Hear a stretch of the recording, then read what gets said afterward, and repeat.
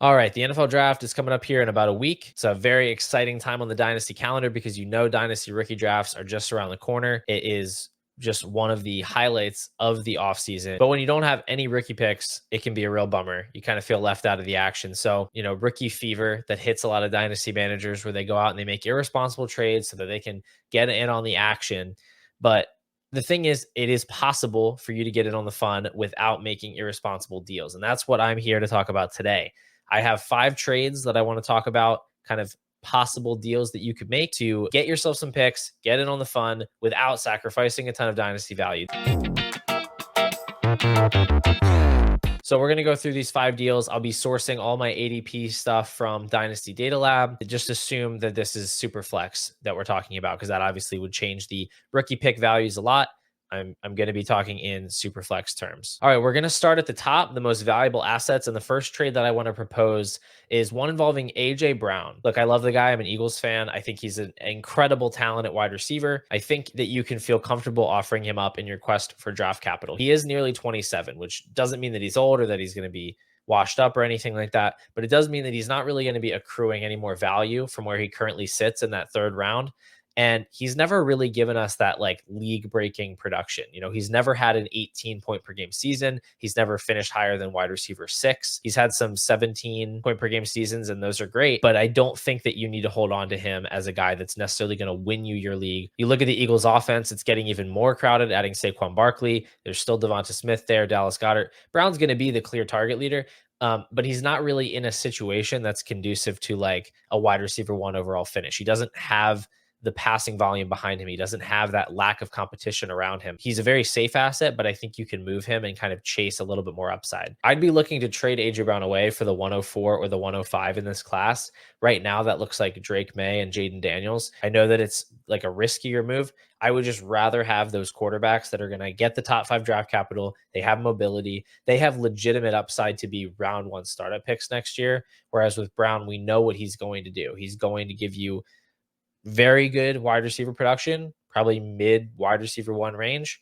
And he's going to be drafted a little bit later next year than he is this year. And that's just going to continue on and on. And I'd like to take the chance on accruing that value. Next, we're going to go with Travis Etienne, who's a guy that mostly I'm comfortable with selling because of the way the running back market looks right now. Running back production is cheaper than ever to acquire. You have tons of starting running backs across the league that you can buy for late 2nd round picks or even 3rd round picks in some cases.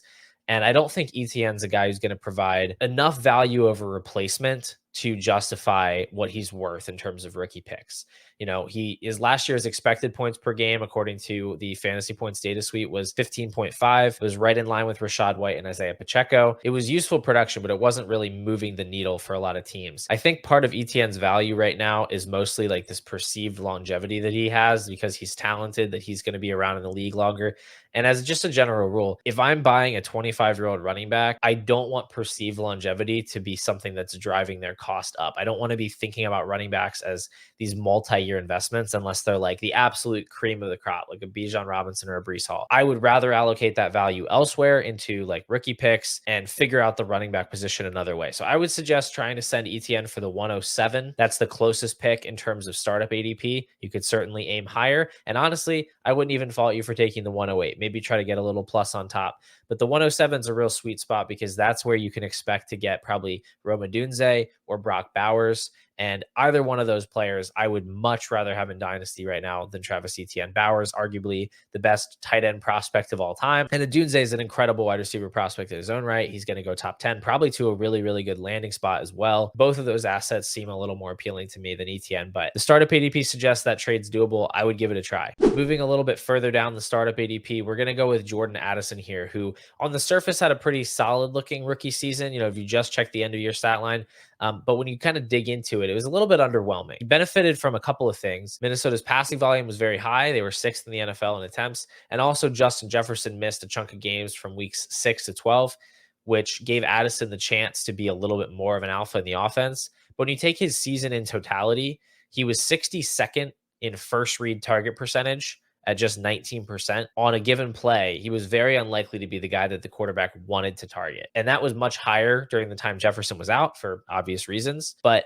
when Jefferson and Hawkinson were both playing, Addison was mostly getting the scraps. He was not the primary option. And yeah, we can see some development from year 1 to year 2. It's just really hard to see the upside case for Addison, knowing that he's in an offense with Jefferson and Hawkinson. And now Cousins is gone. He's either going to have Sam Darnold at quarterback or he's going to have a rookie quarterback. How often is that quarterback going to get off their first read and get to Addison? So I don't know. I would rather just re-roll him into a wide receiver that I can get at the 109 or 110 spot. Right now, it looks like maybe that's Brian Thomas Jr., maybe it's Xavier Worthy, maybe it's Lad McConkey. I think whoever it is, you're going to have somebody, one of these prospects is going to land in a really good landing spot, maybe on the Bills or the Jaguars or something, and there's going to be a lot of hype behind them. You could even maybe trade the pick again later, in a couple weeks. If it's gained in value. But I think the wide receiver you could get there, it would just be better to have that clean slate where you don't know what the upside is, whereas Addison already feels like he's a little bit capped as a dynasty asset. All right, next up, it's going to be Jake Ferguson, who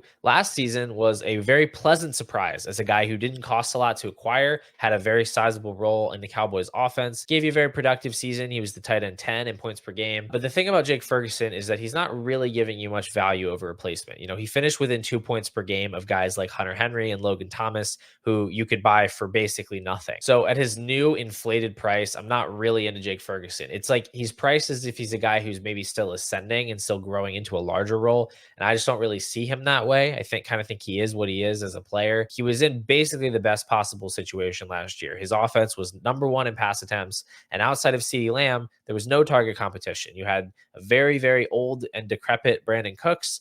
You have Michael Gallup, who's done nothing for years. Ferguson benefited from that. He wasn't especially efficient with his targets. I think that there's serious risk that the Cowboys add a wide receiver in the first or the second round, at which point Ferguson's value would really be in the tank. I just think Jake Ferguson has pretty long odds of becoming a legitimate breakout tight end. And if he were to become the third target on his offense, then he would have no shot. There really are no cases where the third target in an offense as a tight end has ever been a legitimate difference-making tight end. It doesn't happen. So if they invest in a rookie early, it's pretty much over for him. And he has legitimate value in startups right now. He's going ahead of the 201 or right around the 201.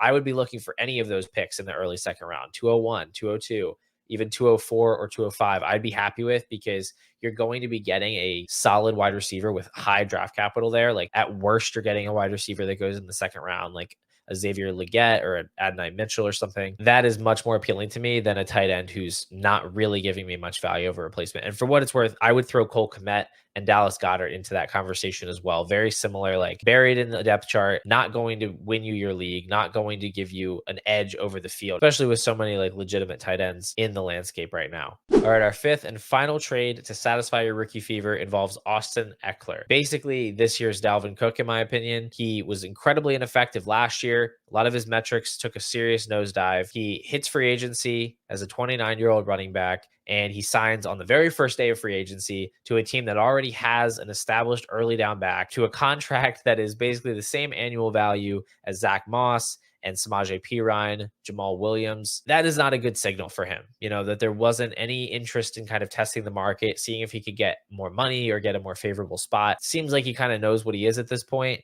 And what he is just not very good anymore. Even if he's not completely washed, he's still going to be ceding a ton of early down work to Brian Robinson. He's never going to get goal line touches, and he's going to be in an offense led by a rookie quarterback. So the upside here is non-existent. There just isn't any. And I just don't know, Dynasty's supposed to be fun, right? What is fun about rostering a decrepit Austin Ekeler?